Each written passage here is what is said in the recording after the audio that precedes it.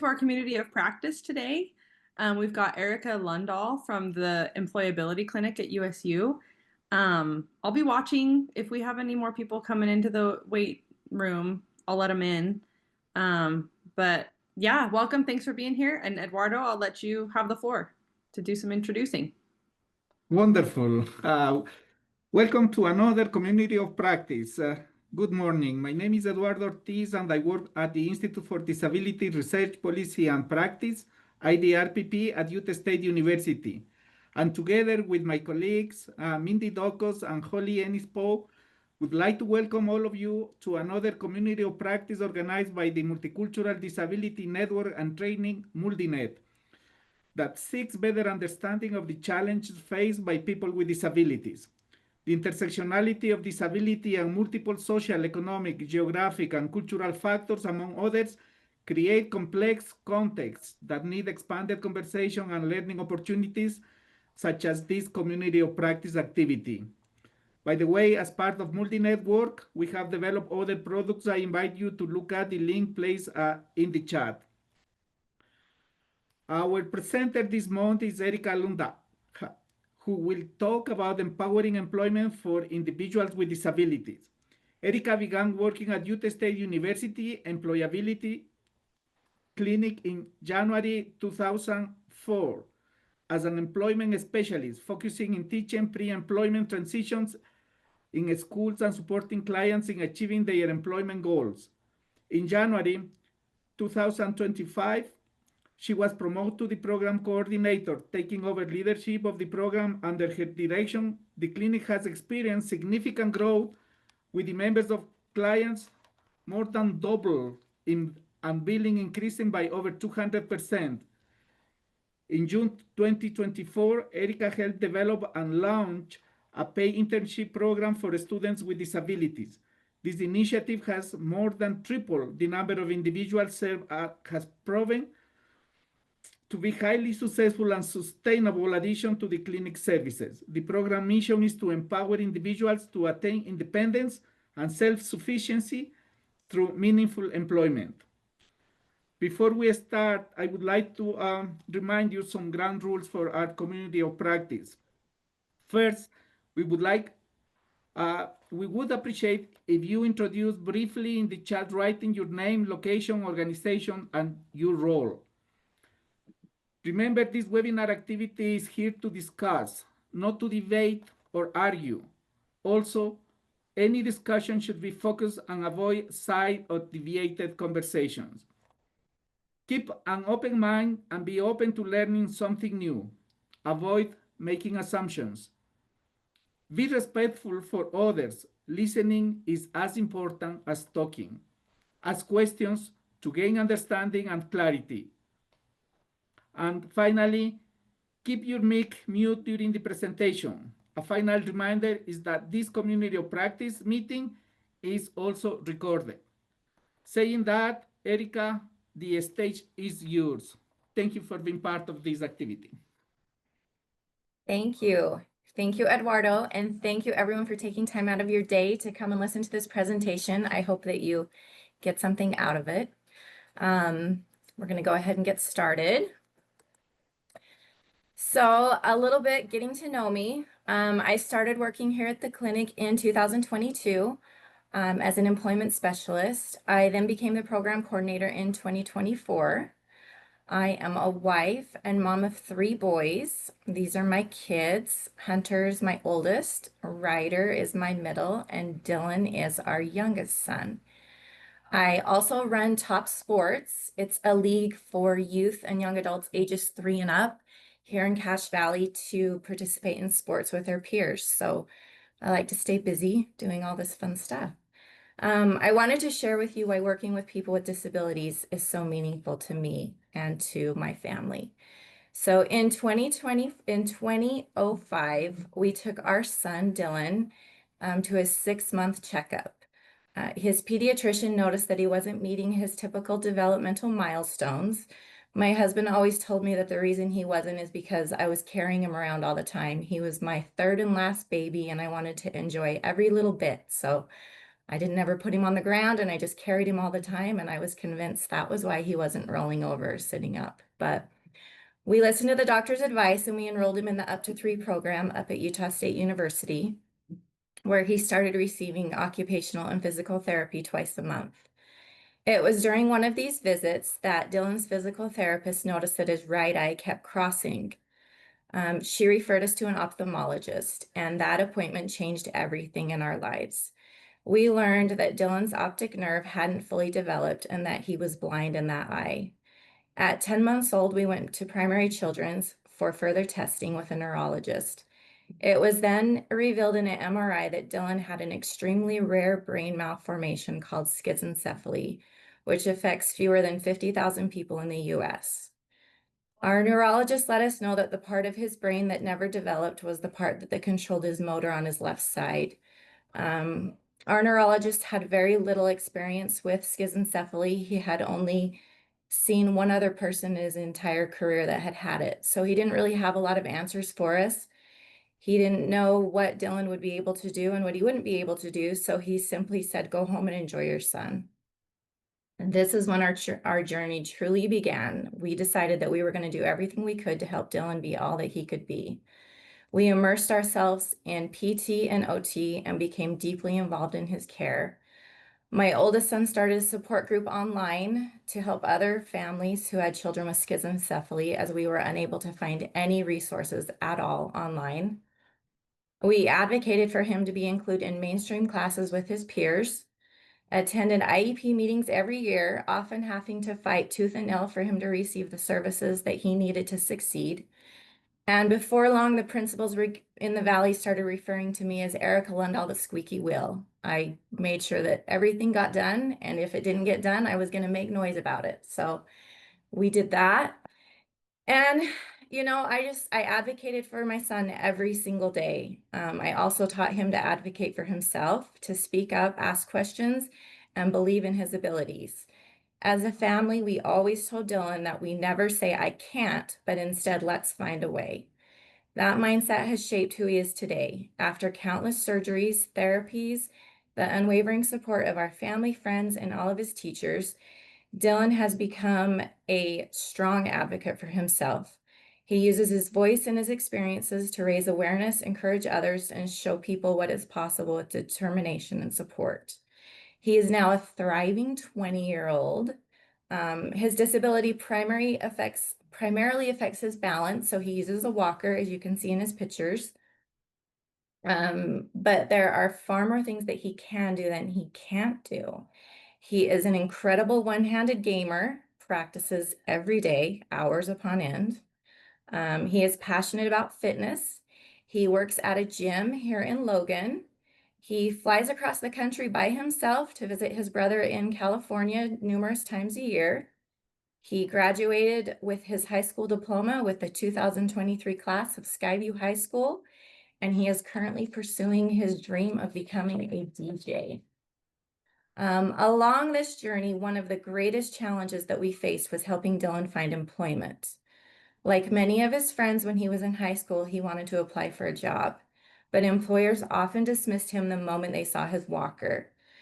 It was amazing to me because after he'd come out of interviews, he would share with me that the majority of the employers never even asked him the challenges that he faced or what accommodations he would require if he were to be hired. After months of frustration, I finally took it upon myself to go speak with a local grocery store manager. I was able to convince them to give Dylan a try, and they ended up hiring him. So he started working in the produce department at a local grocery store. Not the dream job he had hoped, but he was just excited to have a job. He was able to have valuable real world experience. And most importantly, he gave him a chance to show others what he could do. This experience opened my eyes to the many barriers that individuals with disabilities face, especially with finding employment. It shows just how powerful advocacy and opportunity can be. It inspired me to dedicate the rest of my career to helping others like Dylan find their voice, their confidence, and meaningful work. Here at the EmployAbility Clinic, I have the privilege of helping individuals achieve their goals every single day, and I truly love it. Here at the EmployAbility Clinic, I want to just share some of the importance of employment for individuals with disabilities and how our approach helps create meaningful, lasting opportunities. Employment is vital to the independence of people with disabilities. I'm going to say that again. Employment is vital to the independence for people with disabilities. Early job experiences, whether they're internships, their first jobs, they're especially crucial for long-term employment success. These opportunities not only help people build their resumes, but they also help individuals discover their strengths, their interests, and their areas for growth. The first thing that we do when we get a new client that's referred to us is we do a work strategy assessment. This assessment is helpful because it helps us evaluate the individual's abilities, their needs, and their desires, what they want to do for their employment. Some of the components of the assessment are, first of all, we're going to find out what our client's abilities are, what they're going to need extra help with, what their skills are, problem-solving capacity, all of those different abilities. The next thing we're going to do is understand their needs. We need to find out, all of our clients are different, right? Everybody has different needs. So we need to find out what type of resources they need, accommodations, trainings, mentorship, how often they're going to need a job coach with them, all of these different things. The next thing is their desires. We want to find out what our clients would like to do. You know, what kind of job would they like? We don't want to just have them come in and say, okay, this is where you're going to apply for a job, whether you like it or not. So we want to find out what their desires are. The next thing that we do is we start job development. And this is where we provide our hands-on support with all of the necessary things to start finding a job. Most of our clients haven't even had a resume before. So it's important that we go through all of the process with the resume, help them get their resume written up. We help them apply doing online job applications, take applications to different employers, however it is that we want to help them apply for jobs. We're also during this process teaching them how to apply for jobs on their own, helping them apply online so that they can apply for jobs when they're not with us. They can do this on their own and advocate for themselves. We do a lot of interview preps in our appointments. We like to call them mock interviews, where we go through. We'll have different job coaches come in so that we have a panel of people interviewing. We'll do single interviews to give them a little bit of experience so that they're not going into their first interview not knowing some questions that they'd be asked. We help them search for jobs. If a client would like, we attend job interviews with them. And then we also provide life skills and work readiness classes if we have certain clients that would benefit from individual classes and helping them get ready for employment. After our client gets a job, which is our main goal, is when we're going to start with job coaching. What is a job coach? A job coach is a disability employment specialist who goes on the job with a client to help teach them and support them on the job. We also serve as a coordinator between employees and employers. So this is going to look a little bit different depending on the job site you're at and depending on the client's needs. We may have a client, currently I have a client that requires job coaching at all of her shifts. She works 3 days a week. So what we do with that is we go and we job coach at least for 1 hour of her shift for 3 days a week. This helps her. We're doing periodic check-ins with her. We're going over all of her duties, making sure that she's doing all of them correctly. And we're also checking in with the manager to make sure there isn't anything else that we can be doing to help support our client or support the employer. Our main goal is to make sure that our clients succeed at their jobs. So these are the different things that we're going to do. What we want to be able to do is help our client be successful so that we can fade out and that they can be independent at their job. I wanted to share a little bit about one of our clients. His name is Sergio. So Sergio became a client here at our clinic in 2022 after he had spent a long time searching for a job on his own without any success. When I took over as program coordinator in 2024, I took Sergio on as my client. I made it my mission that I was going to find Sergio a job. Sergio had tried, he'd worked with the clinic for 2 years and hadn't had any success. His confidence was fading, and he was certain that he was never going to find a job. Some of the obstacles that Sergio faced were he was being rejected by employers due to his blindness, and they would let him know that they didn't have the assistive technology that he needed, and so they wouldn't be able to hire him. He also felt that he was dismissed in interviews before he was even given a chance to demonstrate any skills that he could bring due to his blindness. And Sergio also did not have any previous work experience that we could put on his resume. Despite all of his persistence of trying to find a job, he still faced all of these barriers. Many employers were hesitant to hire him strictly due to his blindness. Sergio struggled to compete with other candidates that were applying for jobs. During all of his interviews, he literally just felt like he was dismissed immediately because of his blindness. Determined to work in the food industry, which was Sergio's passion, he first started looking for jobs in the food industry. Potential employers would often cite safety concerns, assuming that just because he was blind, he would be unable to work safely and he would cut himself. But in reality, Sergio was fully capable of cooking independently and safely. He did it every day for himself at his house, but he was never given this opportunity to demonstrate his skills. After Sergio and I talked, we decided that, we didn't think there was going to be any food service department that was going to give him an opportunity, unfortunately. So we started to shift where we were going to start looking for work. Here at the clinic, I started working very closely with Sergio a couple of times a week to highlight his abilities and to help him rebuild his confidence that he had lost. Together, we refined his resume, we practiced self-advocacy strategies, and we worked really, really hard on his interview skills. What we then did is I connected Sergio with other staff here at the IDRPP. We went around the entire building. We printed out resumes. We went to everyone's office. Sergio introduced himself. He gave his resume out. We emphasized on his bilingual fluency in English and Spanish, and just let everyone here at the IDRPP know that he was here and he was ready to be hired and that he would be a great asset to their team. Through this process, Sergio's talents began to shine. His language skills, his communication stood out. And in March of 2024, he was hired by the IDRPP as a translation specialist for the Utah Pyramid Model Project. And he was thrilled, as was I. It was huge.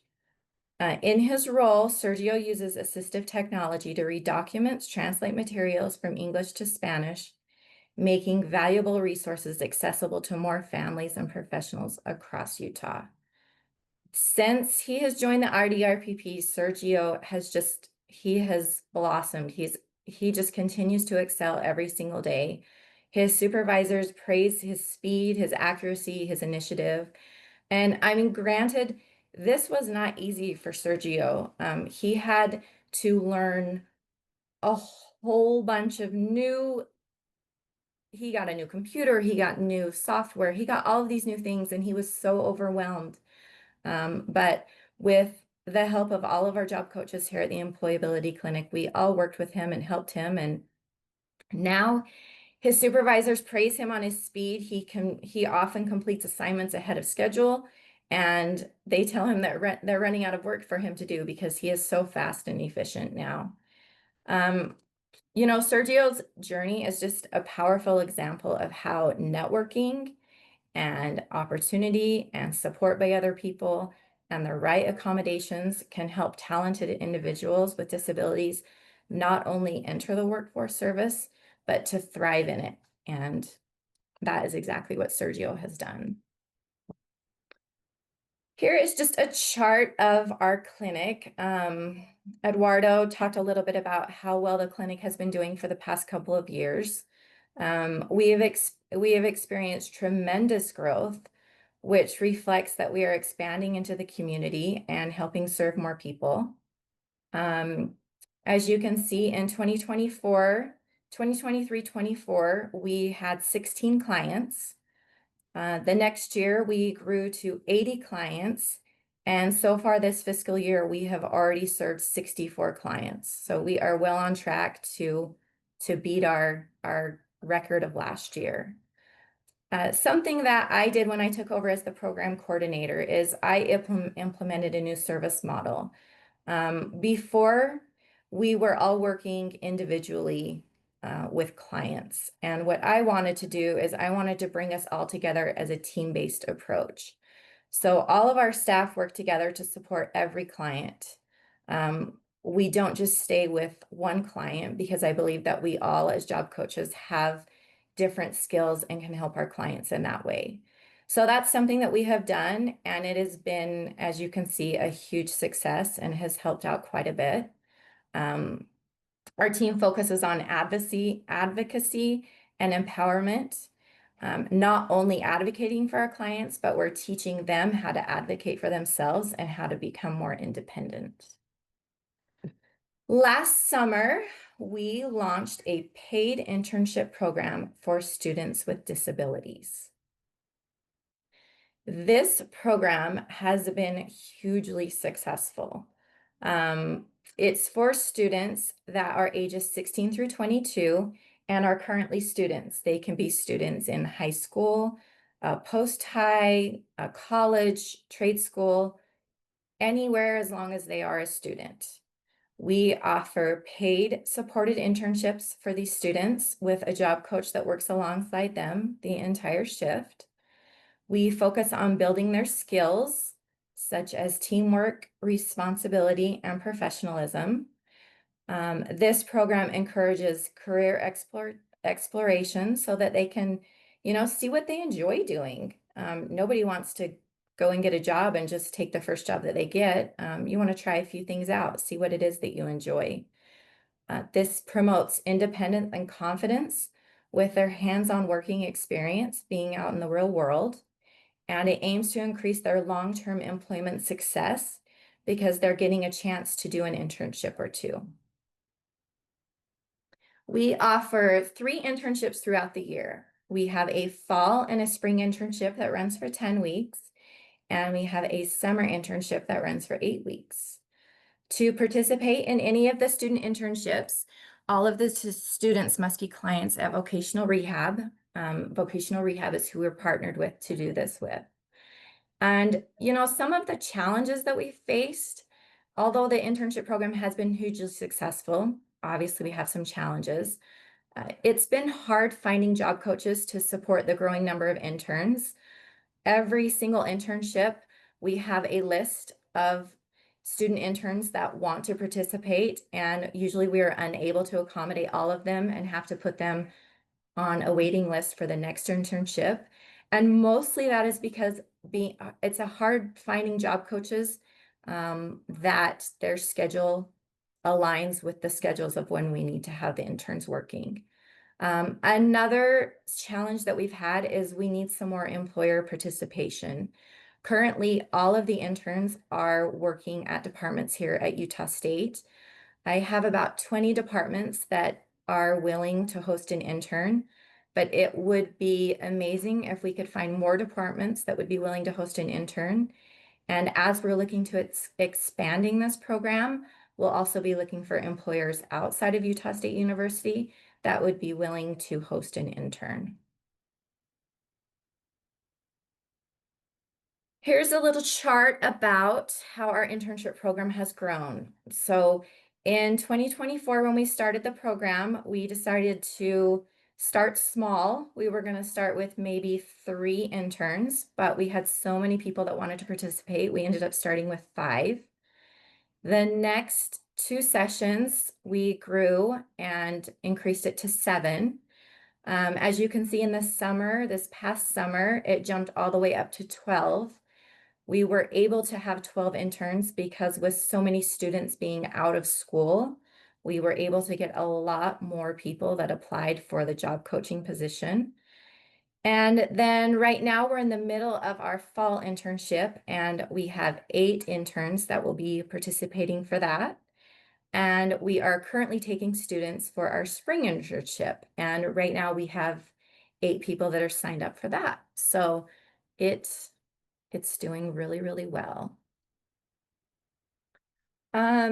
So I wanted to talk a little bit about the value of work for individuals with disabilities. Employment is more than just a paycheck, especially for people with disabilities.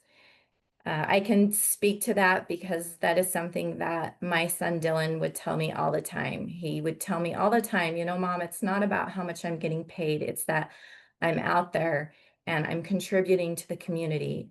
And it's making me feel better, making me feel like a better person, right?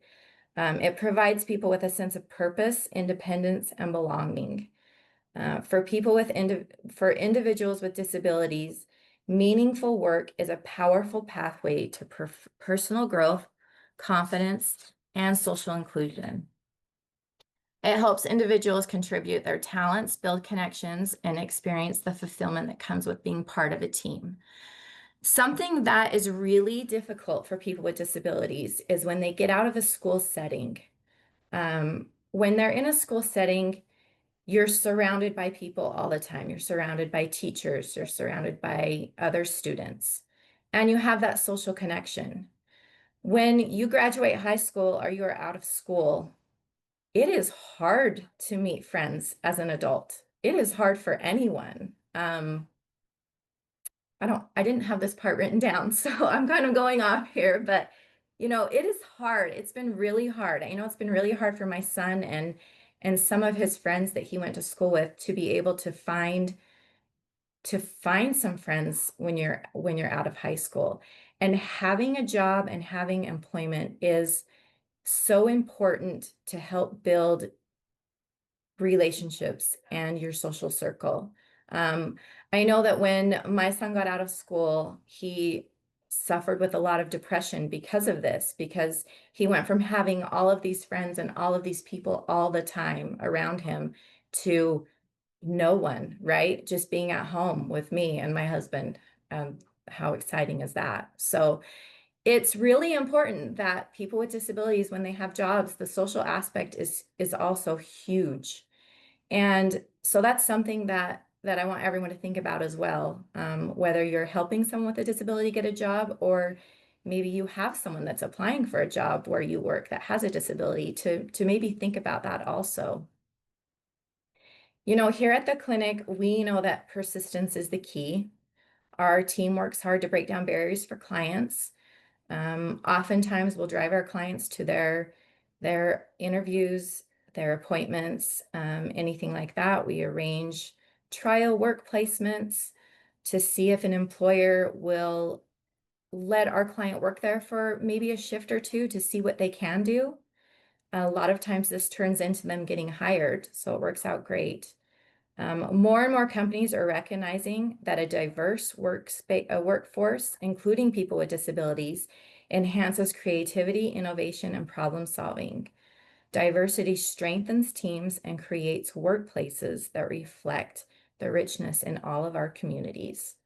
By continuing to remove barriers and promote inclusion, we can ensure that everyone, regardless of their disabilities or their abilities, has the opportunity to thrive, succeed, and make a lasting impact. So the next slide shows the value of individuals with disabilities to the community. It has been shown that communities thrive when they embrace diversity.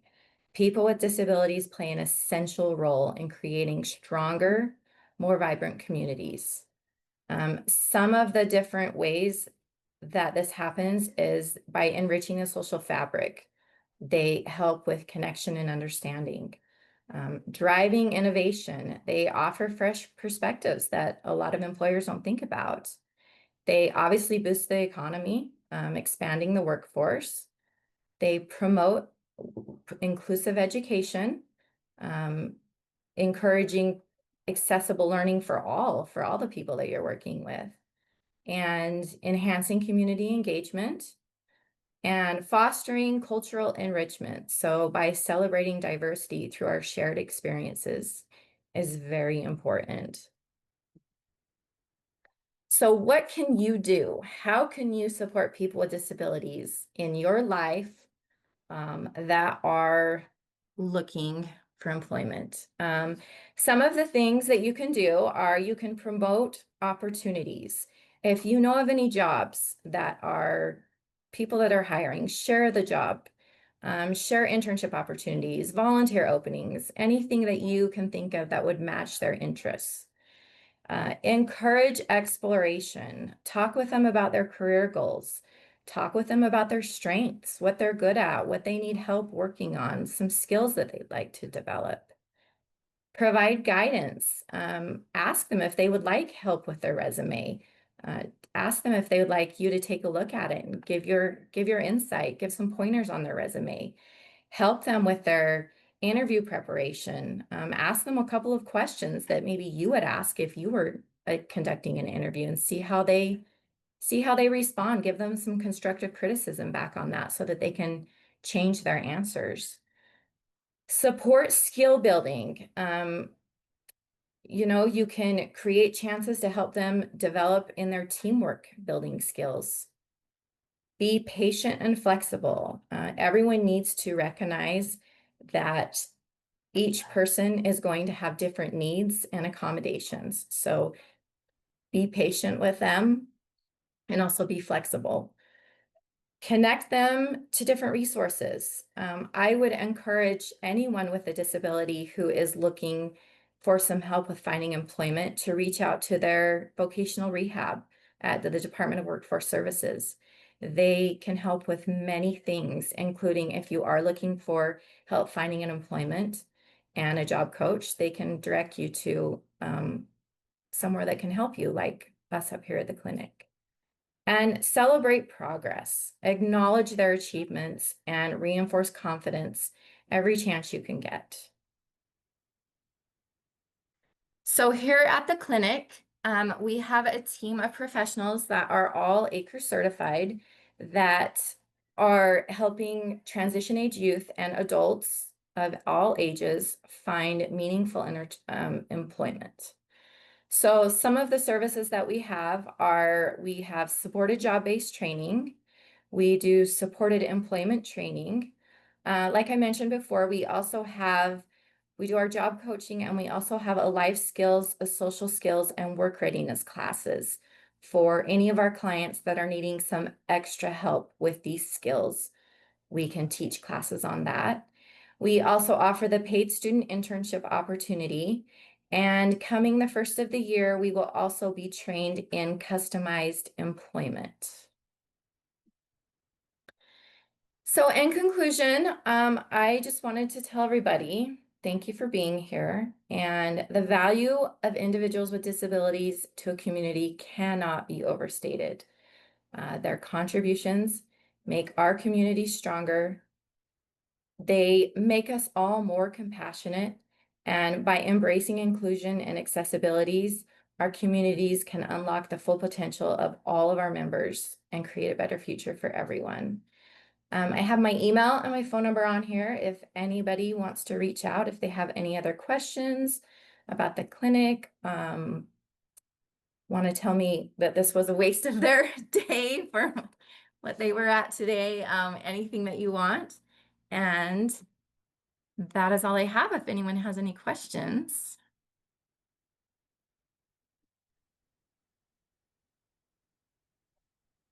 Thank you so much, Erica. So much information and insights that you were sharing with us that I was writing so many notes and I was turning on the page. I do really appreciate so much that you are telling us.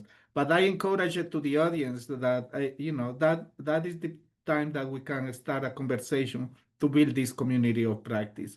So if you have questions or comments or insights that you want to share, now is the time.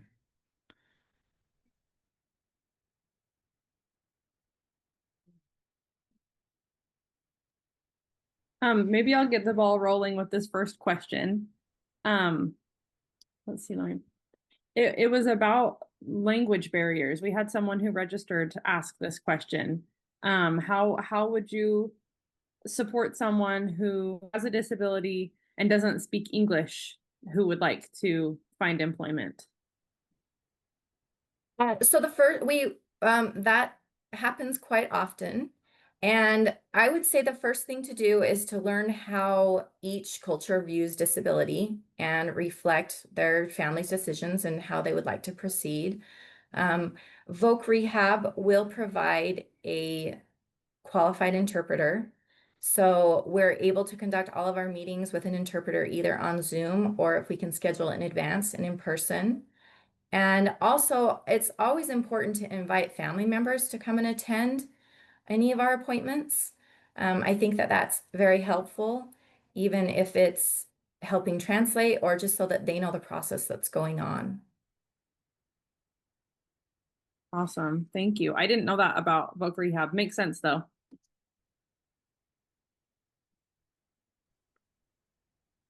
Holly, you wanna ask? Thank you. I have a question. Fantastic presentation, Erica. Thank you so much. That was Thank you. wonderful, first off. But second off, I'm in Southern Utah. Do you have any ideas of expanding into the other parts of the state, or do you have any sister organizations that you partner with in other parts of the state also? So currently, right now, we are only up in Logan and Cache Valley, but we are looking to expand down into Brigham City and hopefully just keep going and going and going that way. Fantastic. Do you have any other organizations that you maybe know of or partner with that share your same path and values in other parts of Utah? So we don't have any that we partner with, but anyone that goes to their local Department of Workforce Services at vocational rehab, they're going to be able to find a CRP that is close to them that they can work with for employability, not employability, sorry, for employment help and for job coaching.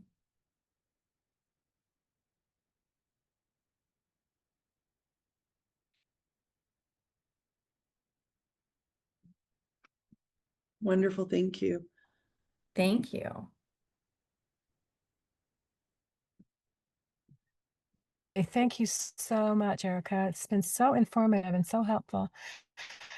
To follow up on a question, you said that when clients come in to work initially in your office with you or your staff, sometimes parents or family members will come. Is it all right if somebody's working with that client, say they're a refugee client or a new American, and maybe an organization is working with them? Would that be all right if somebody as well as the family member came in with them? Yes, so it's totally up to the client who they would like to have in the meetings. So if they would like to bring, they're able to bring whoever they would like. We welcome that. Thank you. You bet. Any support that our clients can get is what we're all on board for that. The Oh, more support, the better. Thank you very much. You bet.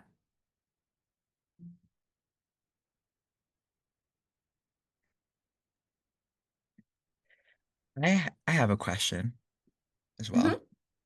Great presentation as well, but so I noticed that a lot of the interns are working here departmentally at USU, which is great, but what would it look like, or what are the plans to kind of expand out towards other companies? I guess you could say just like out in Logan, you mayhaps, because yeah, or are there any plans, and what would that look like for kind of that expansion to happen for more of people to work outside, like outside companies, but I don't know if that made sense either.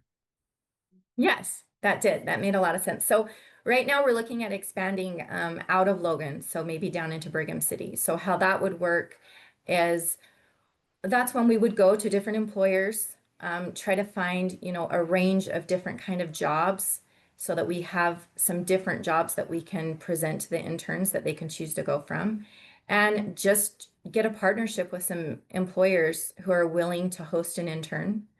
Um, it's, it's a lot of networking. And that's what we'll do. That's our next step. But it's kind of, it's what we do now. But what we do now is we're going in and we're saying, hey, can you hire this person, as a permanent employee? So we're going to do the same approach, but it's going to be, can you hire this person for 10 weeks for an internship? We're not asking for them to hire them beyond this. We're just asking them to have them work for the 10 weeks. Thank you. And then just to follow up, how has like community response been to it? Or have you guys tried to expand to other companies, at least in Logan, or how has that experience been? Has it been positive or maybe negative? Yeah, so with the internship program, we have not tried to expand to other employers yet. Like I said, we have about 20 departments up here on campus, and so far it's been perfect. It's kind of nice too because what we can do is we can have all the interns show up for an orientation on the same day and get everyone all of their trainings and all of their onboarding. So it's been easy to have everyone up here on campus. But as far as the community and us going out and getting our regular clients jobs, the community has been very supportive of all of that. We have a lot of places that we can go to and we know we can go to that will help us, even if it's just doing practice interviews, or letting them do a trial work experience for the day. Something that we do when we are doing the work strategy assessment for our new clients is we have to do work assessments. So what that means is we go into a job and spend about an hour pretending that the client is working there so that we can assess how they are on the job. And we've had numerous employers that we've reached out to that allow us to come. One example, a local car wash. We've had a couple of clients that are interested in doing that. So they let us bring them down and work there for a couple of hours and clean the cars and help the customers and work at the till. And so, yeah, it's been really, really positive. That's really great to hear. Thank you. Thank you for your question. Erica, there's a question in the chat. I don't know what ideas you have that can go for this, but it says the question is, how do international disabled people get employment? This is a really specific one. As a medical laboratory scientist in a hospital in the state, it sounds like this person has tried with no luck. But what would maybe your first steps or suggestions would be for somebody like this? Well, my first suggestion would be to make sure that they contact vocational rehab, if they have not done this yet. They need to contact them, let them know what they're interested in and that they need some assistance finding a job. If they've already done this and they're working right now with a clinic and they're having a hard time getting a job, you can always go back to Voc Rehab and ask if you can try a different clinic. When someone has a specific job like that, it's kind of hard, right? Because that's a pretty specific job. So either be patient, keep working on that, or try to expand things that you would be interested in. Maybe you can find a different job in a related field and then keep watching for that position to come up. And then you'll have some experience that you can put on your resume for a different job that you've done that's related to that. That's great. Thank you.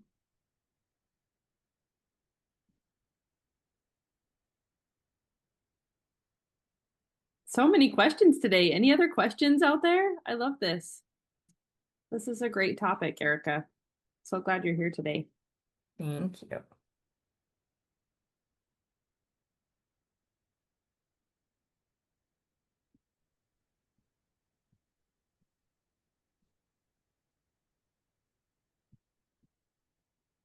I have another one, Erica, if you don't mind. Uh-huh. Speaking of job coaches, and you said that when you first implemented the internship program, the I think it was the job coaches, the limitation on the availability of job coaches.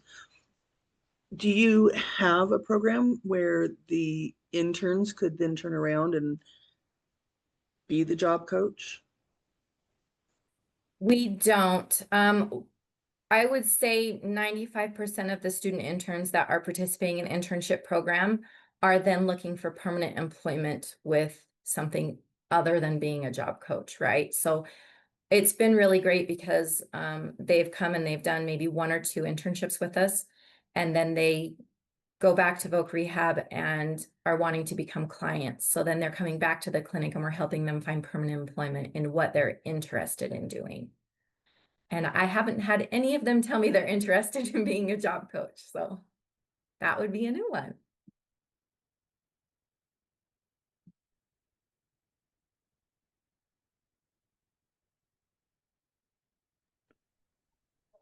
You answer all of the questions that I wanted to ask already from the presentation, Erica.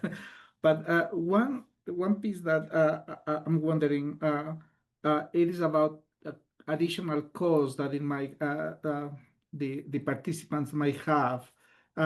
Does the services that you provide has a cost?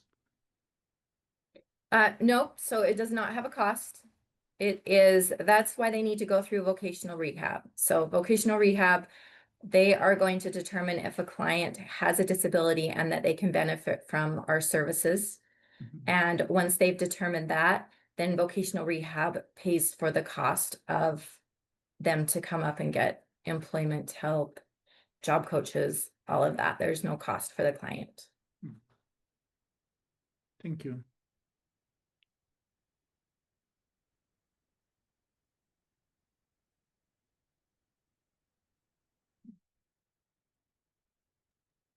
While we're Okay. thinking, if anybody else has any questions, I'm going to go ahead and share a quick survey. If everybody on the call wouldn't mind taking a minute and just telling us about your experience on that before you leave, that would be appreciated. Yeah, and I wanted to say thank you so much, Erica, again for this great presentation, for sharing your life experience information, for sharing the success of the program, the process of the program, the values and the additional benefits of the program are providing to the community, especially of the community that we are working with, that is people with disabilities and their families. Thank you for the recommendations that you shared that about what each of us and everyone can do, because I think this is an effort of everybody that we can help.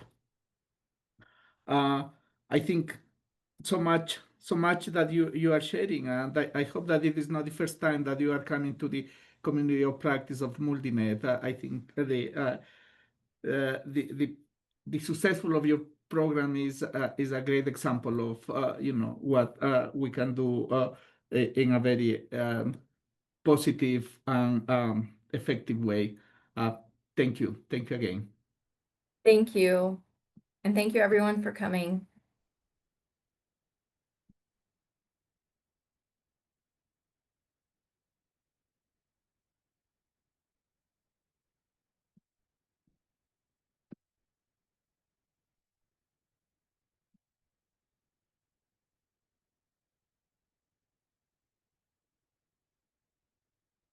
Yeah, again, Erica, just fantastic presentation. Really enjoyed it. Thank you so much. I hope everyone enjoys the rest of their day. We got it done a little bit early, so that's good.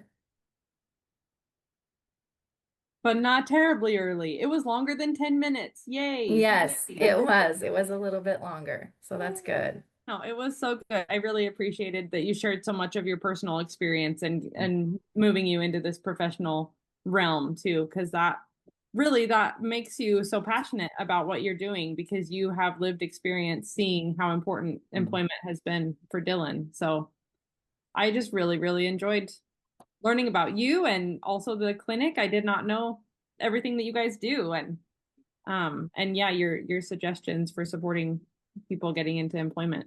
I loved it all. Thank you. Thank you. You know, I should have asked this when most everyone was still there, but do you, and I understand that voc rehab is the main component of driving if the person has a disability that is able to connect then with you. Are there any restrictions for the disabilities?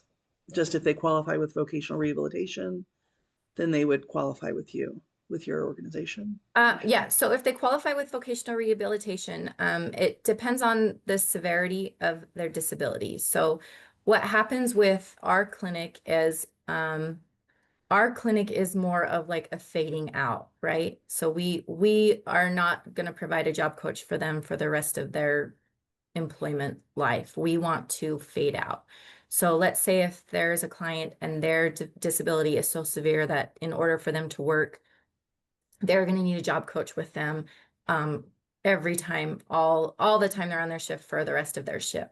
What would happen is that then they would most likely go to, if they have like DSPD services or something like that, they would take over after that to provide the job coaching. We do not do that continuously. Our mission is to fade out for independence.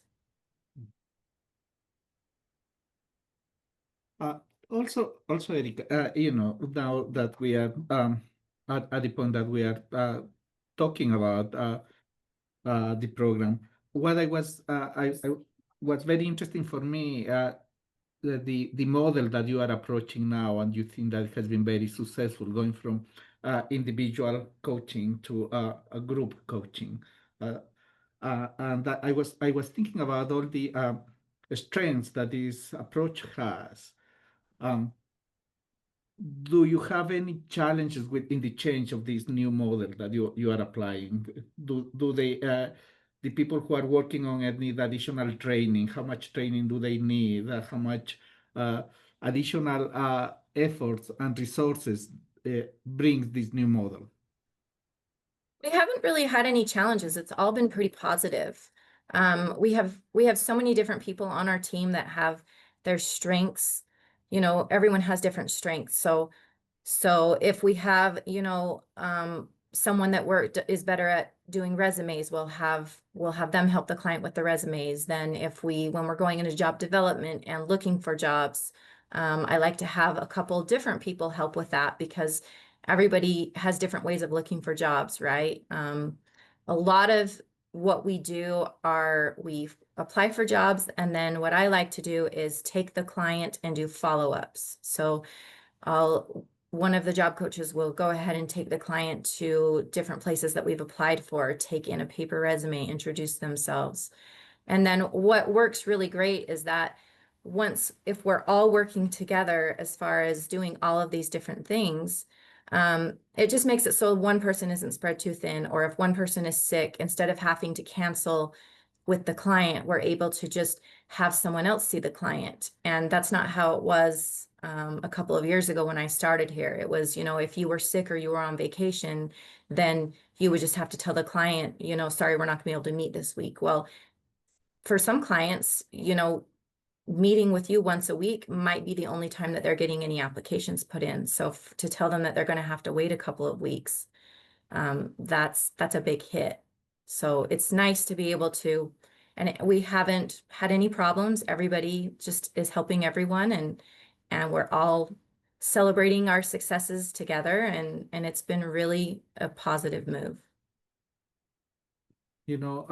As a sociologist, I love this approach because you are looking at the team capital approach and strength base, what the group has, and you are maximizing the strengths that each and all of have as part of the same team.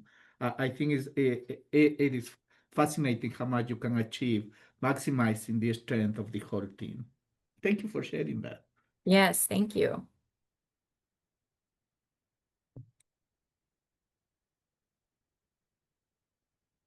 Well, I thought we were done, but now we're really digging into the good stuff. Any other things we need to talk about.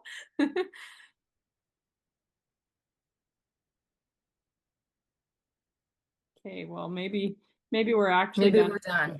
Erica. Yeah. Thanks so much for your time today. Really, this has been such a great conversation to have, and it's been so great hearing about this program and all the good things that you're doing, and it makes me want to get involved. I'm like, it'd be so fun to go be a job coach, I think. So I'm surprised you haven't had any of your interns decide that that's what they want to do. Not yet. Well, Thank you so much. anyways, Thank you for having me. yeah, thanks for spending some time with us today. We'll have a good day. See you Okay. later. Have a good day, everyone. Thank you. Bye.